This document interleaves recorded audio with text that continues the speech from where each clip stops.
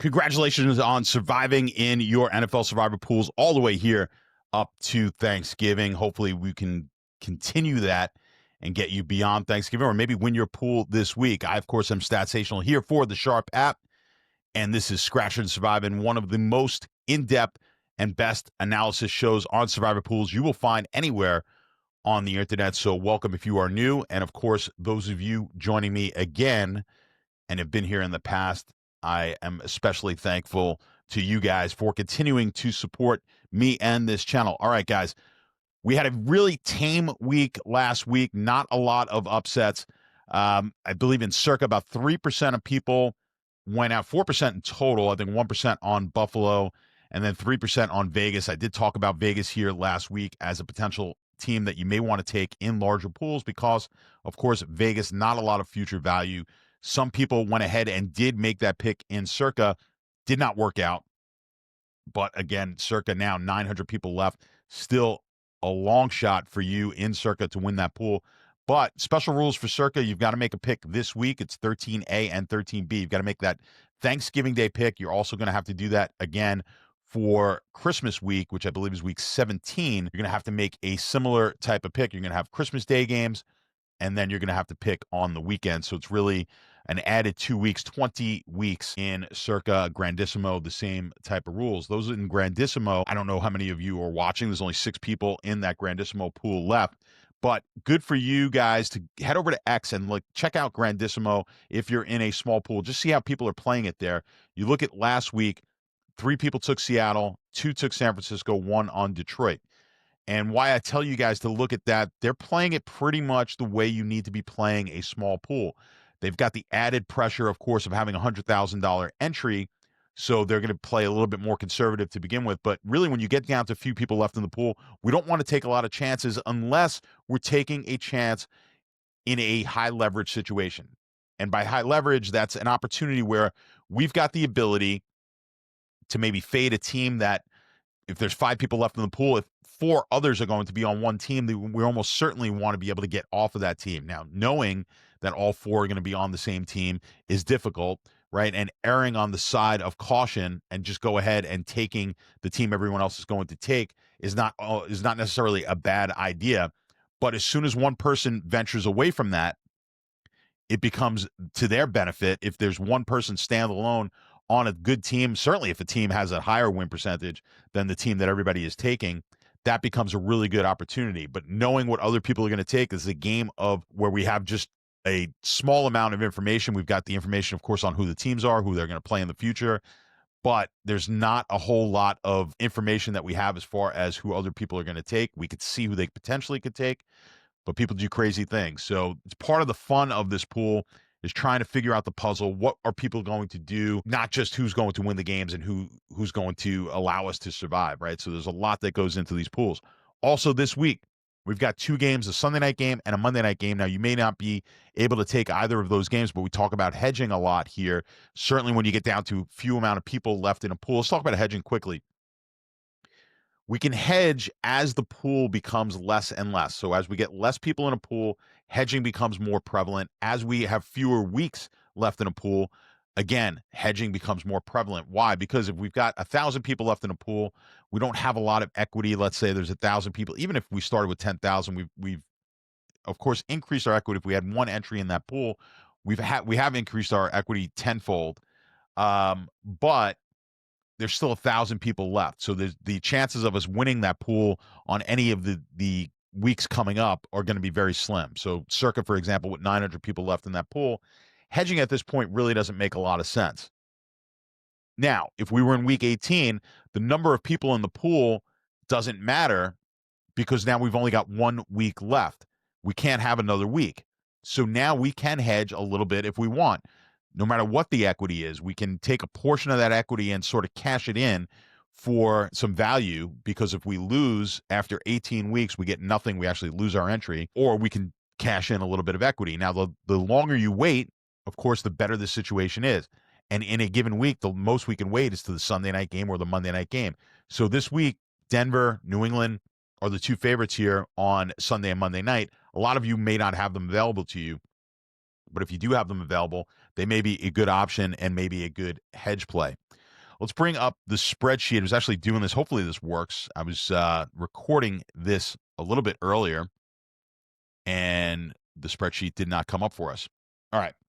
Looks like it's up here now. Let's look at what we've got going on for this week.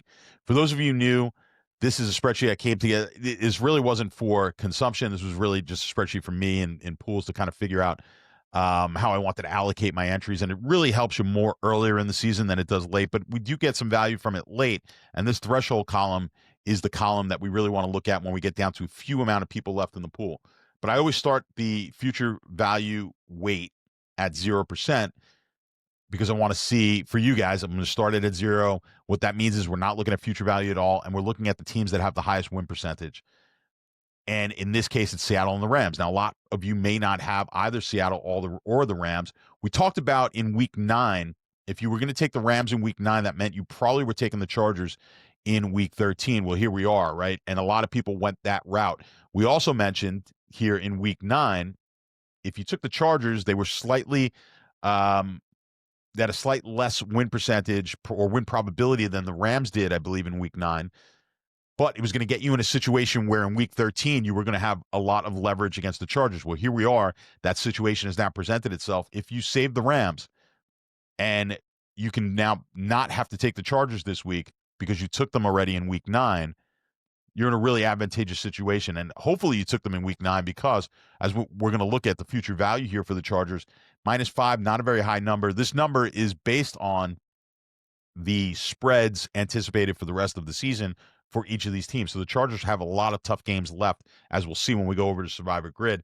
Rams, not so much. Rams have a lot more opportunities, but you're getting yourself in such a good situation that we planned in Week 9 for a lot of you in here in Week 13. This is a high leverage spot and a spot where a lot of people are going to be on the Chargers. You may be able to pick up quite a bit on your pool, if not win your pool if you're in a small pool. In my pool, one of my pools this week, I've got double picks. Of the 36 people left, only 29 or only 7 can actually take the Rams. I have one of my entries that can do that.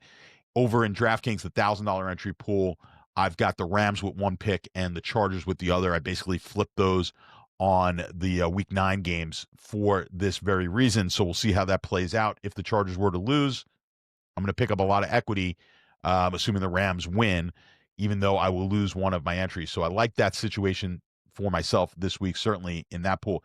And I started adding this, guy. I should probably put a title on this. I just started adding it really that Carolina week. If you recall, the Carolina game, I said, think of it as what's the probability the team loses, and then multiply that by the pick percentage of a team. So you're looking at here about 20% chance, right, of it's really a 19% chance, and then 47% are picking that team. All right. So you're basically going to multiply the probability that team loses by the pick percentage of the amount of people picking them, and you're going to get this number here, 9%. That's a high number. We talked about with Carolina, there was about 30% of people were taking Carolina in pools, and they had about a 30% chance to lose. That's that same 9% number. That's a high number. So these are, when you get to that 9%, those are teams that we're starting to really look at fading. So in a small pool, especially if you have other options outside of the Chargers, it could potentially be a real benefit, and you may even win your pool by fading the Chargers. And we'll see. It's an odd situation where in larger pools, I don't necessarily want to fade the Chargers if I have them, and I'm going to show you why here in a second. So we see that the Chargers are the third option, 81% chance to win. If we increase this to, let's say, 25%, that actually moves it on to the Chargers because they have just so very little future value. They become the second choice here. Seattle at 87%. This has actually gone up since yesterday when I initially did the spreadsheet. I write an article for a website called Survivor Sweat. You should check it out. If you want to purchase some shares of some teams or some entries that are in some of these larger pools like Circa and Gradissimo, Survivor Sweat is a secondary market website where you can buy 1%, 10%, 50%, an entire entry. It's just another way for people to cash in some of the equity that they have in their pool. So check out Survivor Sweat. But this has actually gone up. And we wouldn't have thought earlier in the season that Seattle, Minnesota would have been a play. That's why a lot of people don't have them left remaining here for the rest of the season. But here we are. That's why earlier in the year, it's really hard to figure out exactly the teams that we want to take in the future, because we don't know necessarily that Seattle's going to be maybe one of the 3 or 4 best teams in the league right now. But here we are with Seattle. If you do have them available to you, certainly a nice leverage spot. Getting the best team or the highest win probability team on a week where they're not going to be the most popular pick, those are tough weeks to pass on those teams. So with the Chargers getting 47%, 50%, and then the smaller the pool is, you're going to get an even higher percentage of people on a team like the Chargers. If you do have Seattle or the Rams, it's a really tough spot to get away from them. Let's bump this up a little bit here, 75%. Let's take a lot more future value into account. Now you see Miami here pop up as the 3rd best team. Why is that? Obviously, very little future value. They get a bad team here in New Orleans this week, 72-ish% chance to win. You see almost 8% of pools right now, or picks in pools, are going towards Miami. And there's good reason for that, right? There's just not a lot of future value, as we're going to see as we bring up the Survivor Grid. So let me do that here for you guys now. We'll bring up Survivor Grid and look at some of the future value that we have with these teams. And like I said, the Chargers and Miami this week, really not a lot of future value, if any at all. So that's why you're seeing, of course, the Chargers, if you got them, and a lot of people still have them left. You're basically, if you have them left, it's hard to get off of the Chargers this week. Let's look at it. All right, Seattle and the Rams, they've got multiple games here in the future that you're going to be interested in. Not many of you are going to have both of these teams. Most of you won't have either of these teams. But if you do, by chance, have both of these teams, I would say the Rams probably have more future value here than Seattle.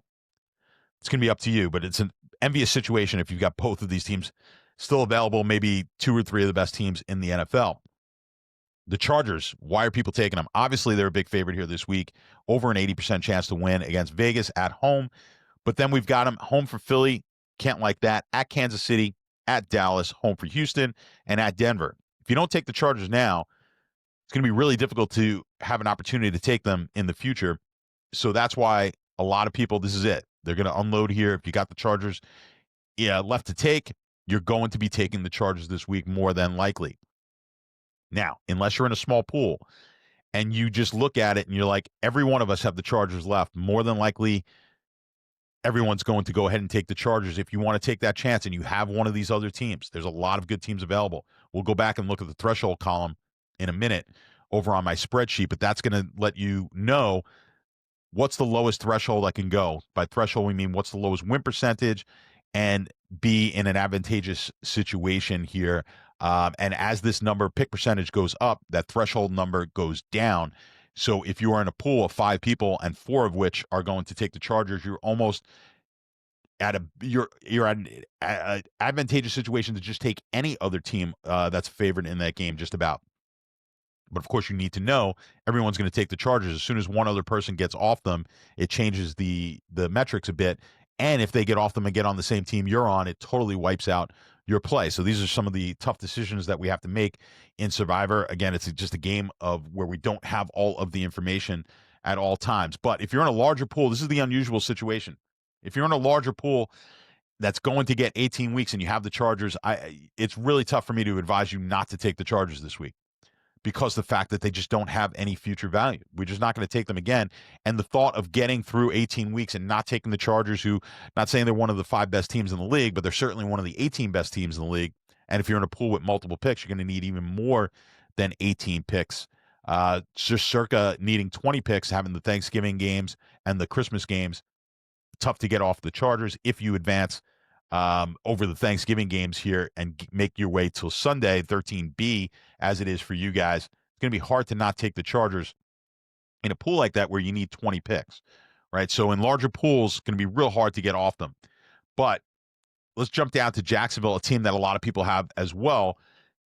What's the future value for Jacksonville? Well, you've got this Jet game in Week 15, which is probably a better game than at Tennessee, right? Seems so on paper. I mean, right now the look-ahead line here is 7. It's about the same as where Tennessee is.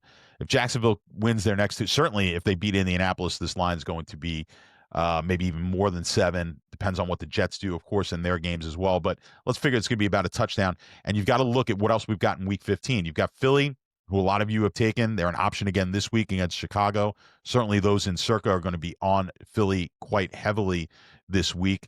San Francisco, a lot of you have taken in the last couple of weeks. But if you have not, that would be an option for you, certainly home against Tennessee. You got to like that. I saved them on one of my picks. I was going to take San Francisco last week. I wound up saving them. If I do make it to Week 15, I've got double picks in Week 15. Having San Francisco is going to be a big advantage there, home against Tennessee. So hopefully I can make it that far. We'll see. But yes, if you don't have Philly or San Francisco available to you, Jacksonville, you may want to hold off. If you are not going to be on either one of these teams and you have them available to you, then Jacksonville becomes a much stronger play for you here in Week 13. Although having 18% of picks on Jacksonville is not fun when they are just a 73% chance, 72% chance to win their game. Why are people heading down to Miami? Well, look at Miami's rest of their schedule. Do you want to take them at the Jets? Do you want to take them at Pittsburgh? Home for Cincinnati, home for Tampa, or at New England? Unlikely. This is it. For those of you in a pool that's definitely getting 18 weeks, or a pool where you've got double picks, being able to get rid of a Miami is extremely advantageous. It's a very similar situation, except a higher line than it was last week with Vegas. Didn't work out with Vegas. We'll see if it works out with Miami. I may be forced in my double picks pool to go ahead and take a Miami this week because of that reason. If I can get by with a Miami, boy, that really just makes my entry and my line just that much stronger if I can do that. So serious consideration here for a lot of you on Miami this week because of the lack of future value. Denver, I mentioned, is going to be the Sunday night game at Washington. Not a lot of you have Denver left. That's the low pick percentage, but an option if you do have them left, especially in a small pool, could be a situation where you can hedge with a Denver. The other option is New England, which many of you have taken over the last couple of weeks, certainly 2 weeks ago. A lot of you took New England. If you have New England available to you, that is the Monday night game and certainly offers some good hedging opportunities as well by fading the Chargers. So this is a week where it's going to be tough if you have the Chargers not to take them. I'm taking them in my DraftKings pool, the $1,000 entry pool, where I did the split on week 9 with one team. One entry I had the Rams, one I had the Chargers. I'm just basically flipping that here in week 13. That was the game plan. I've survived up until now, and I'm going to go ahead and do that. But if you have the Chargers available to you, it's going to be really tough, especially the larger the pool that you get in, to not take the Chargers, because now you're going to basically have punted the Chargers and going to have to get by with a weaker team. Now, perhaps the pool's large enough and you say, you know what, I'm going to take a shot with Miami and not take the Chargers. But here's the thing. Does it help you all that much? I'd rather probably just advance in a larger pool and take the Chargers. My thinking here, right? I just want to advance. Because I'm not taking a team, you say, okay, on paper, yes, Miami's a worse team than the Chargers. But what am I really gaining, right? I'm not gaining any future value. I'm gaining a name, right? I'm gaining the name in the fact that the Chargers are a better team, but I'm not gaining a lot in the way of future value. So if I'm in a very standard pool, it's one pick a week, and I've got probably not even probably, I'm guaranteed to go week 18. And when we do get to week 18, I'm going to most likely be chopping with a multitude of people. It's tough to get off of the Chargers. I'd rather just take the team that I have the higher probability of winning with and advancing. Different in a double pick pool. Bottom line is, I think you've got to exhaust your Chargers in most pools, unless you are in a small pool where we're going to take a shot, right? And you don't have to do this every week. But when we have the opportunity, and this could be a prime opportunity because so many people are going to take the Chargers, if everyone in your pool still has the Chargers available, this could be an opportunity that you win your pool. So in small pools, I love the fade of the Chargers if I can guarantee almost all of the other participants are going to be on the Chargers, and I've got a decent option, which most of you are going to have a pretty decent option here. If I bring up the spreadsheet, let's take a look at the spreadsheet again, and we'll look at that threshold column. For those of you new, this threshold column is basically going to tell you, based on the pick percentage and the probability this team has to win, what's the lowest win percentage of a team that we'd want to take to fade this team. So if you're in a pool where basically half of the participants, 10 left, and half are going to take the Chargers, you're really justified in taking any team from Miami on up here as a potential hedge. Now, I'd probably want a higher percentage than half, right? But if we bump this up to 75%, I mean, it's basically telling you any favorite, right? If you've got 75% of your pool, they're going to be on the Chargers, take any favorite, and it's going to be a worthwhile play. Now, it's going to vary on how many people are left in your pool. Do I have a chance to win my pool outright? You got to ask yourself that at all times, because that's what we're trying to do. We're trying to win the pool outright.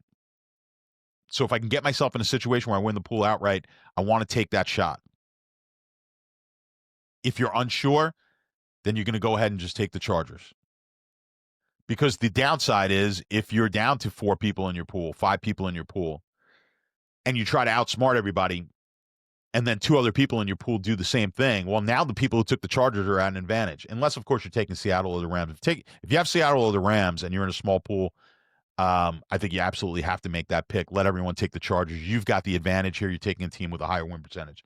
But to get off the Chargers and go to a weaker team, or at least a weaker win percentage this week, I'm good. I'm more than good doing it if we know that we're going to get at least 3 out of the other 4 participants if you're in a 5-person pool or 5 entries left in your pool, right? At least that. And the other thing we have to be confident of is that we're getting on a team that no one else is going to get on. If we do it and we go on Jacksonville, there's a high probability the other person who does that is going to get on Jacksonville as well, and then I don't want to do it, right? So it's a tricky situation. If I go ahead and join the masses and get to the and get on the Chargers, and the one other person goes to Jacksonville, well, they've got an advantage over us, right? They just need us to lose. They're in a situation where they've got a 73% chance to win, right? You multiply that by the, let's say, 20% chance to lose for the Chargers. They've got like a 15% chance to win the pool. But now, if you join them, well, you can't win the pool. Now, you could pick up some equity here, but now you're not at a very good situation compared to the people. I'd rather be on the Chargers, right? Would you rather be one of 3 of the 5 left on the Chargers or one of 2 on Jacksonville? I'd rather be one of the 3 if that was the situation. If 3 of us were on the Chargers and 2 were on Jacksonville, right? So it gets tricky. If I'm the only one on Jacksonville, I love it. If I'm one of 2, I don't love it as much. So that's why it's really tough. And when in doubt, I would just say go ahead with the higher win percentage team, especially in this situation where we're not going to want the Chargers again. So we'll look at your pools individually and we'll see what it is exactly you guys are dealing with. And down in the comments, of course, I'm always happy to look your pool over. When you're commenting now, especially if you're in a small pool, it's going to be really important for me to know who everyone else can take, and maybe even for the next few weeks. So help me out there, so I don't have to ask you guys to let me know what others are going to take, because that's going to really determine what I'm going to advise and how we're going to look at it. But just be advised here, when in doubt, just go ahead and take the highest win probability team, right? Don't outthink yourself. Let someone else try to be cute with it. But if we feel confident, and this is a week where that might be the case because so many people can take the Chargers. If we feel confident that we can get off the Chargers and be the only one there, it's a risk you have to take. That's gambling, guys. This is gambling. A lot of you are survivor pool participants. Really, the only gambling you get into. Gambling is my life, is my profession. I do a lot of obviously betting on everything. I play poker. Sports gambling, of course, is now my main focus, as well as DFS. So for me, the gamble is not that great, right? I'm doing that on a daily basis. For some of you, the adrenaline rush and the dopamine hit that you get from advancing and watching your team win each and every week is such that you got the emotion of not wanting to lose and not wanting to take a risk it overtakes the maybe what is the more prudent play and what's the more advisable play. Maybe not prudent, but the gamble that you must take sometimes in order to win big. You get into a survivor pool, you enter with a relatively small amount of money with a chance to win a large amount of money for most of you who are in rather large pools, right? I'm in the pool for $1,000 per entry with a chance to win $1 million in DraftKings, right? So you've got to be willing to take some risks at some point when that pool, hopefully I'm in that pool when it gets down to very few people. Still got over 100 people left in that pool with 2 entries. I like the situation, but I'm nowhere near in a spot where I feel comfortable, like I've got enough equity in there where I could start hedging and doing things like that. So if I can get down to that pool 1 entry out of 5, that's where we have to start making some trickier decisions. So keep all of that in mind. Remember, you've got the Sunday night game, the Monday night game, which are potential hedges for those of you who still have them available to you. And as always, guys, I am thankful for all of you who continue to watch and support the show on a week in, week out basis. Thankful for all of you newcomers here this week. I'll be here all year helping you guys out with your survivor pools. Enjoy your Thanksgiving. Hopefully you can, if you take one of the games tomorrow, if you've got the Baltimore game, or if you're in Circa and you're kind of forced to take one of these games in the next couple of days, hopefully it doesn't upset you too much and you're able to digest the food that you are certainly going to be enjoying tomorrow with friends and family. So again, I'm thankful for all of you. I appreciate you all being here. I love all the comments, and I look forward to doing this with you all again next. And hopefully, maybe some of you will win your pool. If you do, be sure to let me know down in the comments. I'd love to celebrate with you. All right, guys. Good luck. Happy Thanksgiving. And we will see you next time.